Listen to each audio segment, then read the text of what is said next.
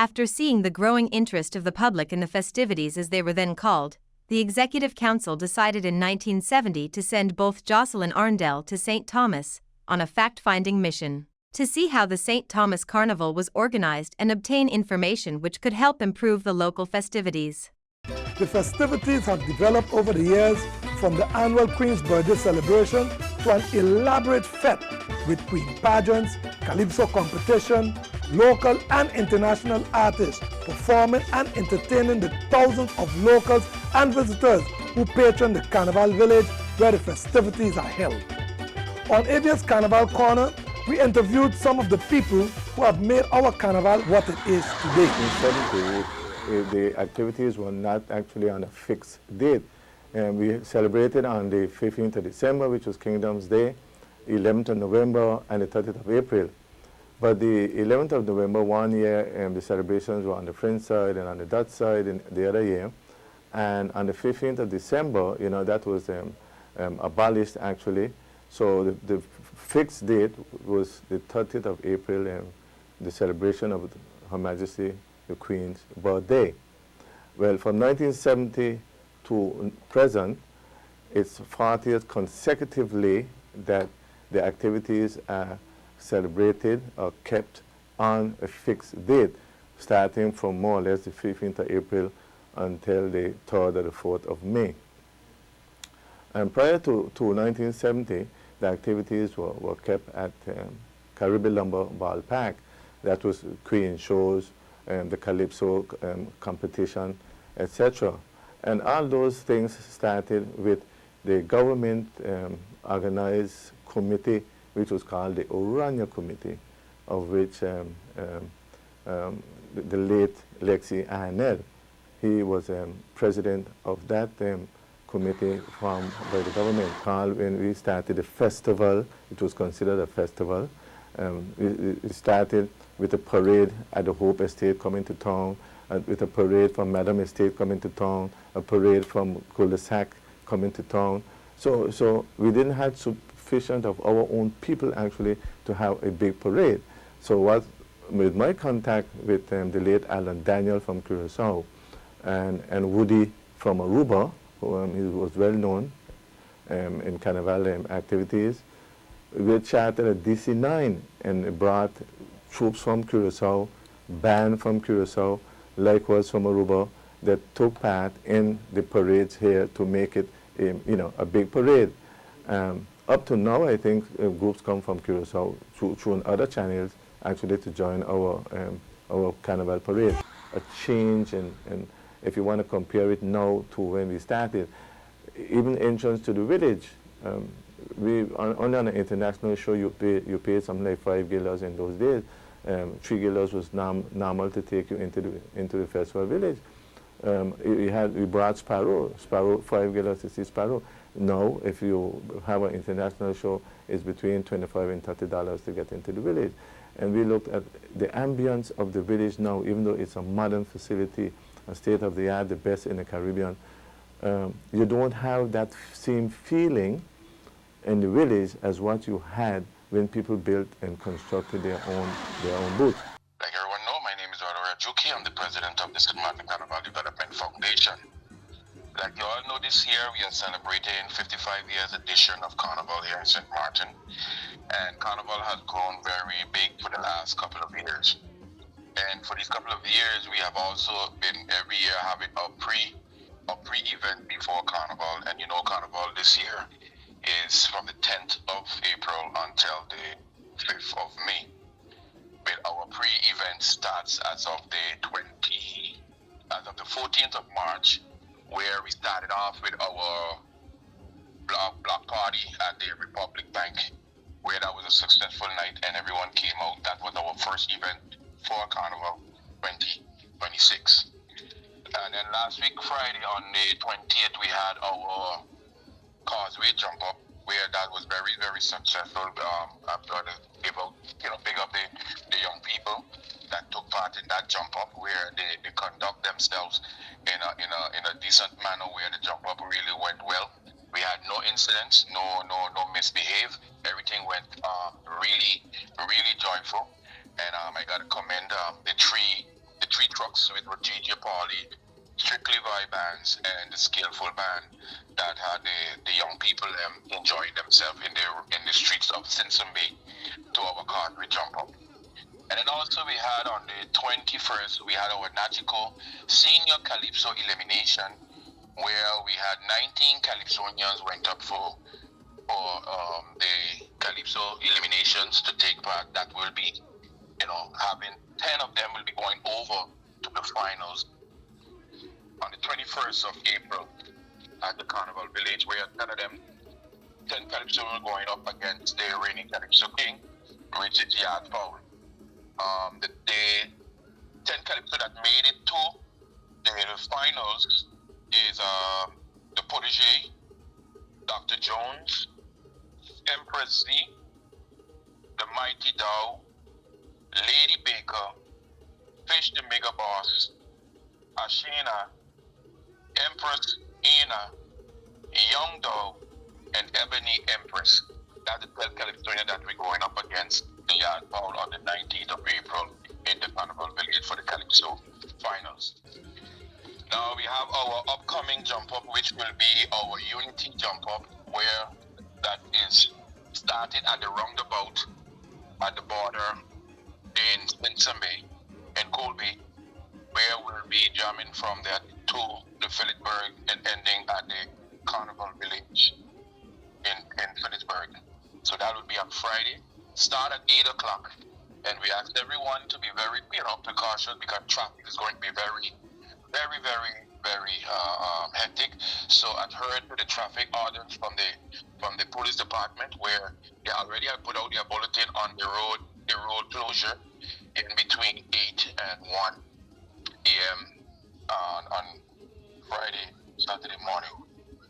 And then also after that we have our Junior Carnival Queen Pageant, which will be held on Saturday at 3 p.m. at Ali's Convention Center on Saturday afternoon, starting at 3 p.m. After that, we have the same evening, we have the Big Bad XP. We'll be having their Blockyard Jam, what they have every year. The Big Bad XP band is a band every year does do their contribution to Carnival. And it's no different this year, what they are doing in the area of Miller Region, where they're giving back to the community. I believe everything does be free. They drink and the snacks does be free, and they entertain the public to all XP and other invited bands and DJ what they do have to entertain the folks for Carnival, for the upcoming Carnival season. So that was a little roundup of our pre-event that started on March 14th and ending on March 28th. So that's what we have so far. So this weekend, like I said, this weekend is our Unity Jump Up, our Junior Carnival Queen Pageant, and also the Big Bad XP Blockyard Party. So that's what we have so far for our event before Carnival. And like I said, Carnival starts, our official opening is on the 10th of April, and we're going straight down to the 5th of May. The St. Martin Police Force hereby informs the general public of a Unity Jump Up event taking place on Friday, March 27th. The event will commence at 8 p.m. from the Union Road border and is expected to conclude before 1 o'clock a.m. at the Festival Village. The Jump Up will consist of 2 bands trucks traveling along the following route: Union Road, A.J.C. Browers Road, Bush Road, Walter Nisbeth Road, Sualiga Road. Traffic advisory. The police force urges all motorists, visitors, and residents to take the necessary precautions during this time. Please be advised that temporary road closures and traffic disruptions will occur along the route. Delays are expected. Motorists are strongly encouraged to plan their routes ahead of time and use alternative roads where possible. From 7 p.m., the traffic coming from Bellevue Road onto the Union Road will be redirected on to the Causeway Bridge. Traffic coming from the Arlette Peters Road and the Cruigethoff Roundabout will be redirected on to the Welfare Road. The Union Road will be completely closed off for through traffic from 7:30 p.m. The St. Martin Police Force appreciates the cooperation of the public in ensuring a safe and orderly event.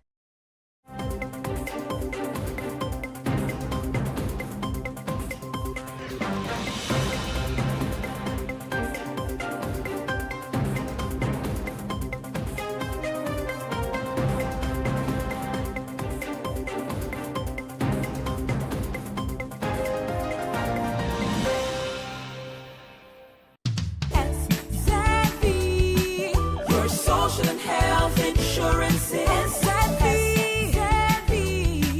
Your social and health insurances. Are you SXM insured? Do you have a valid medical insurance status?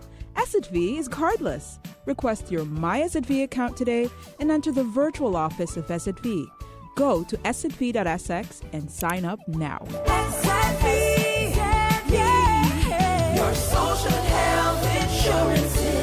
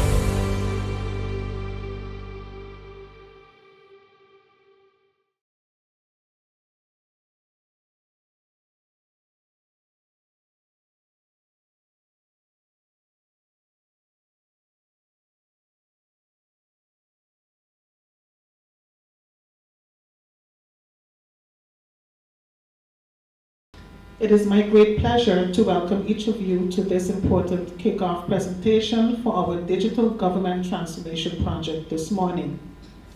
Basically, the project's name, design and development of selected e-services, and the implementation of an integration platform connecting 6 registries. Today marks more than just the start of this specific project. It represents a significant step forward in how we serve our businesses, our communities, and most important, how we serve our citizens, our people. We are embarking on a journey to design and develop modern, accessible e-services delivered through multiple channels, including a user-friendly online portal. At the same time, we will be building a robust interoperability platform that connects 6 key registries, laying the foundation for a more efficient, transparent, proactive, and responsive government. This initiative is about transforming the way government works, making services faster, simpler, more effective, and more inclusive. It is about reducing barriers, improving access, and ensuring that people can engage with public services anytime, anywhere. Today's session will provide an overview of the project vision and national strategic importance, what the initiative aims to achieve, and the support required from the Council of Ministers and the Secretary Generals as well. It will also introduce the teams and partners who will be working collaboratively to bring this transformation to life. We are proud to have with us a diverse group of stakeholders whose expertise, commitment, and collaboration will be critical to the success of this initiative. Your engagement and support will continue to help ensure that this project delivers meaningful and lasting impact. As we begin, let us keep in mind that digital transformation is not only about technology. It is about processes, progress, and most important, it's about people. Thank you for being here this morning and for being part of this exciting journey. I now welcome the Honorable Prime Minister, Dr. Luc Marcelina, forward, who will give the opening remarks this morning. We all know that dealing with government services hasn't always been easy. I acknowledge that, and I realize that working in government is not easy. I can tell you that myself personally, coming from a totally different sector, coming in the government is a totally different chapter. So I know that it's not easy to work in a government organization. By the way, not only in St. Martin, in the world it's like that. But it takes mindsets to be changed for us to make it for all of us more or better, for us to have a great environment one to work in, and at the end of the day be effective with what we're doing for the people of St. Martin. And why it's sometimes frustrating working in government, because sometimes it takes too long. Things take too long. I find it every day. So, but why are we taking so long to see some improvement for the society? And it feels frustrating, as I said, as sometimes people just give up. They give up for themselves, they give up on their government, they give up their trust, their hope, and they give up on the future, and that should not happen. That's why we have to continue to be disciplined and commitment when we come to work for our people, not to give up. Today we are saying that has to change. We have to really change. We have to work towards a future where things can get simpler, easier for people, faster and more accessible for everyone. And I think that's why we're here today, to try to improve the quality of life of everybody and actually the livelihood of our people is important. And actually create a system that people mustn't feel every day like they're struggling, everything in St. Martin sometimes is like a whole challenge to get things done. And St. Martin is the friendly place for everybody, except for the citizens being very committed to their country since their birth date. And still I see that they struggle, they get frustrated, and that is the mindset that they want to change. And we can do it, for example, with what we're going to discuss today. Where government actually feels like it's working with you, that is where we have to become great friends of the citizens of this country. And a great way to become great friends of our citizens as a government is to make sure that they don't get frustrated once they want the service of their own government. And at the heart of all of this, it's not only technology. We often think it's about the technology. And it was said just now, I repeat it again. No, it's just about making the life of people nicer, that they become happier. And they have some satisfaction feeling about their own government. It's the parent who needs a document quickly for his or her child. It's about the young person trying to start a business and build a future. And also, it's about the elderly that we think are not moving forward with time, but we still have to actually do what we have to do to get them engaged, for them to get accustomed to the new phase of the world that we are going through. It's about every business owner who just wants to focus on growing. Everybody wants to grow. Everyone wants to have a better life. Everybody wants to have a better future. So why shouldn't I help somebody else? Always use the formula. Always keep in mind, if you do something good for somebody else, the chance is big that something great is going to happen with your own life. This is about making everyday life a little easier for the people of St. Martin, and that's why we're sitting here, for nothing else, trying to make life easier for everybody. And to tell you the truth, we cannot do this alone. The second thing is we have to do it together, and that is what we're going to do today. It takes all of us, it takes all ministries, it takes all teams, and it takes all partners involved to help us. Working together with one goal in mind, to move this country forward and make people happy. That it's all what it is in life. So today, let's not just see this as a launch, let's see this as a commitment, and a commitment to serve better, to listen more to the people, and to build something that truly works for our people, for them to feel like they're being helped by their own country, and to help them not to come every time again conclude that they have to feel frustrated because the only thing they did was just ask a service of their government. Because step by step, together, we are building a Sint-Maarten that is stronger, more connected, and ready for the future. Guys, I'm counting on all of you. Remember, everybody, do something good, and you will get it paid back. Thank you very much.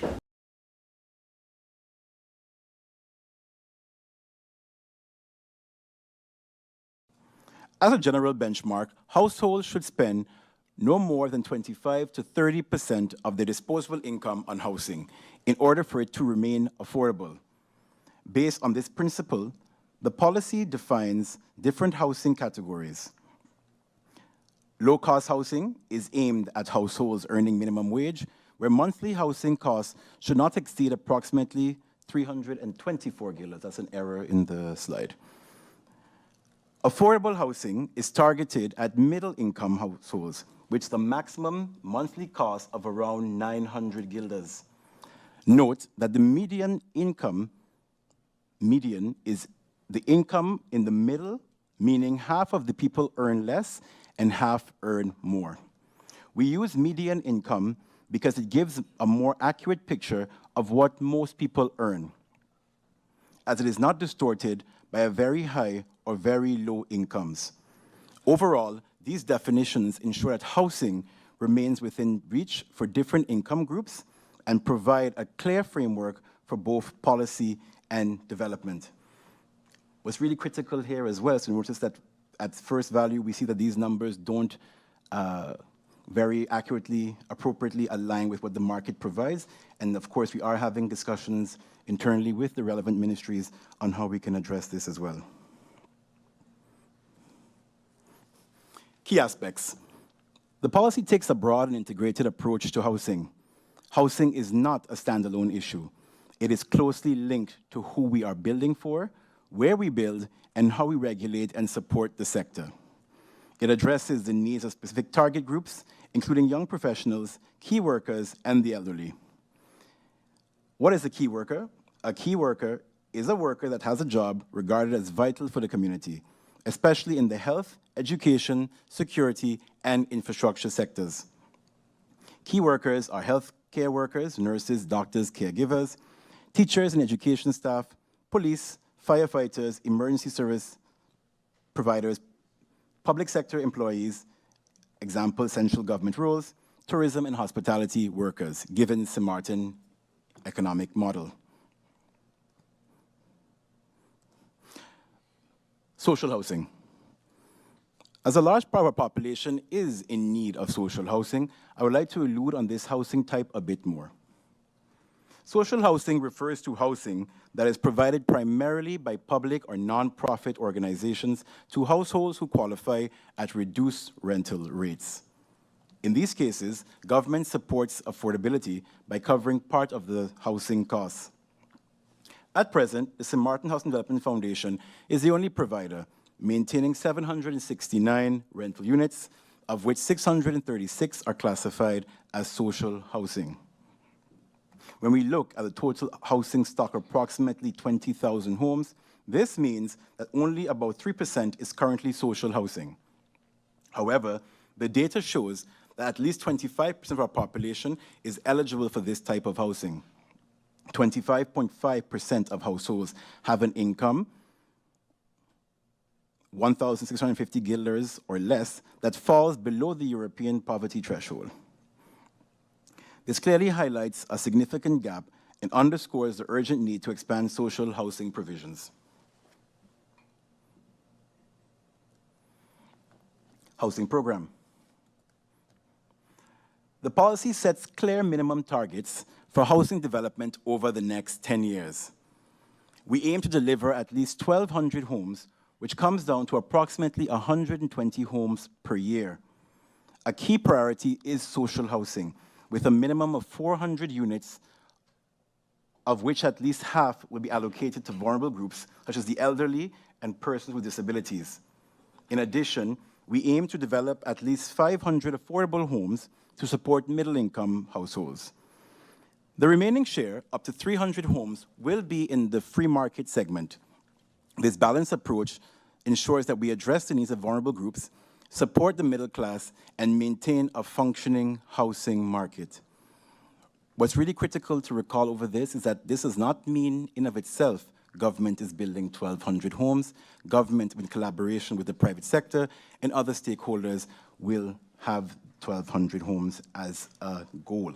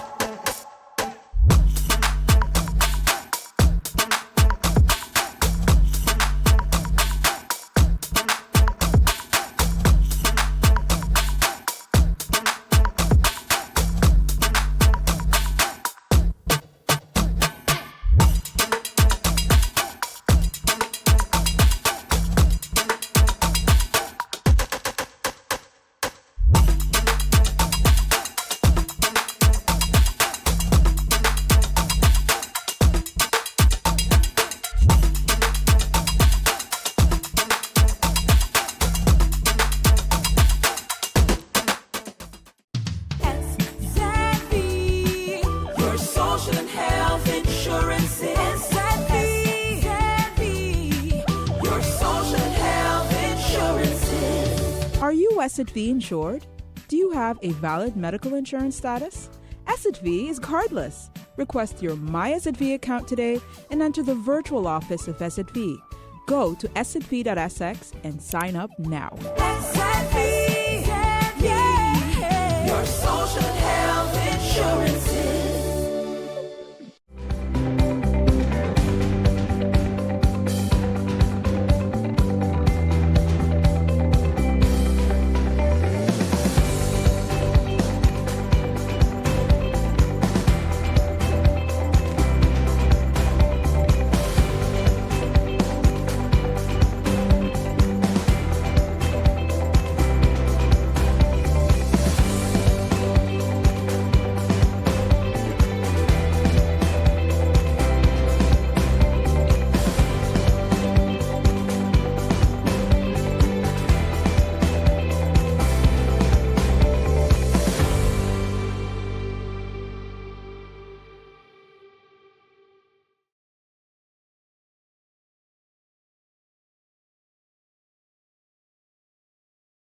These are the first 4 electric bicycles added to the fleet.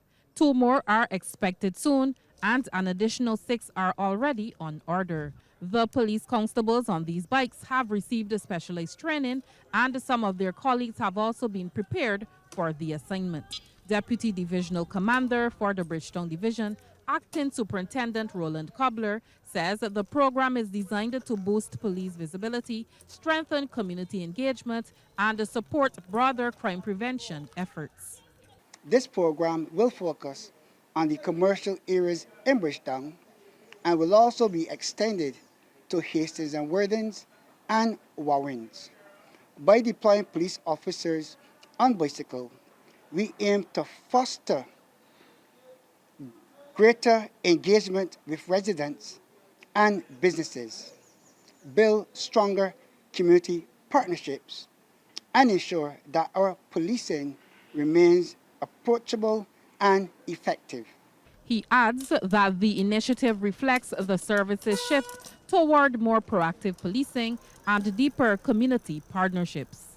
We believe that if we are more accessible and visible to the public, we can work hand in hand to maintain safety and create an environment in the city that is secure, that is vibrant, and welcoming to all. Meanwhile, Police Communications and Public Affairs Officer, Acting Inspector Ryan Brathwaite, says the goal is to ensure enough trained officers are available to keep the program running seamlessly even when officers are on leave.